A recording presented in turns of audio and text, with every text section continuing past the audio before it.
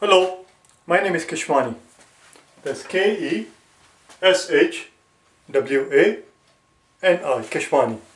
We are here because we want to learn algebra. Today is our lesson number 74. Lesson number 74, I believe.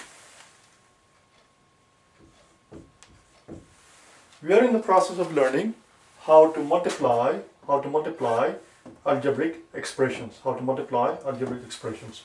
That's what we've been doing since day number 51 through 75. Today is our penultimate day, second to the last day.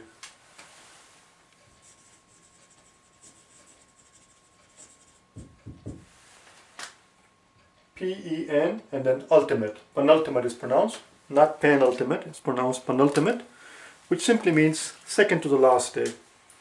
Tomorrow, 75th day will be our last day on this topic, and starting from 76th, day after tomorrow, we're going to start a new topic where we're going to learn how to divide algebraic expressions.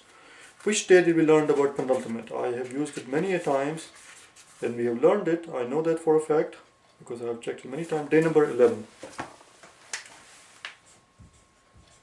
As I always remind you in almost all the videos, that in addition to improving your math skill, it does not hurt, it does no harm to try to improve your vocabulary, your English skill.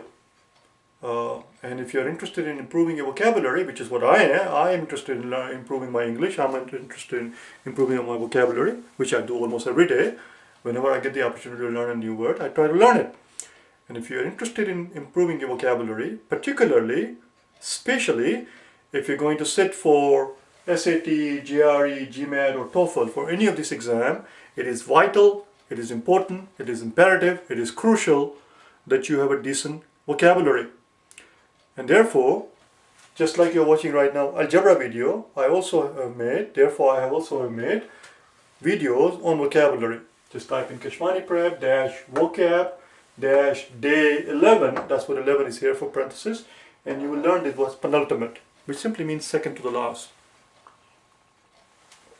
Tomorrow, day number 75, is going to be our last day on this topic, as I said. So we have to learn, we are here to learn how to multiply algebraic expressions. We are given two expressions here, two very simple, very straightforward linear expressions. Here's the first one, m minus 7, that's it, that's an expression. And then here's another expression, m minus 10. And we are asked to multiply together. That's all we are doing right now, learning how to multiply them. So here we go. So first we're going to do m times m, which is m squared. Then we're going to do m times, this is a positive m times negative 10. Positive times negative is negative 10m. Then we're going to have negative 7 here. Now we're going to multiply it by negative 7. Negative 7 times positive m. Negative times positive is negative again. And we get 7m. And then finally we get negative times negative. Negative 7 times negative 10. Negative 7 times negative 10. Negative times negative is positive. So we get positive 70. Positive 70. That's it. Now all we have to do is combine the like terms. Combining the like term is exactly what we did. On day number 21 through 50. We learned how to combine like terms. We learned how to add and subtract algebraic expressions. That's what we did for the 30 days from 21 through 50. These 25 days, 51 through 75, we're learning how to multiply algebraic expressions.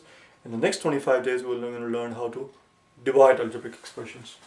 So, combine the like terms. Here's our negative 10, here's our negative 7m. So we get negative 17m plus 70 from here, and then m squared. There you go. That's your answer. M squared minus 17m plus 70. Now, if we were to take this expression, m squared minus 17m plus 70, if we were to take this expression,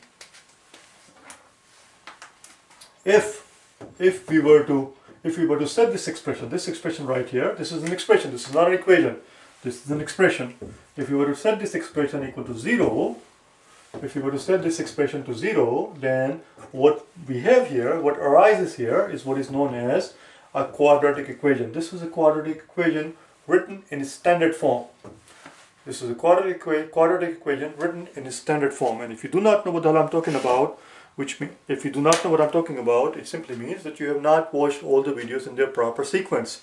I explain in a little bit of depth as to what it means to be, what it means for a quadratic equation to be in its standard form. I believe either on day number 71 or 72. So go back and watch those videos if you have skipped them.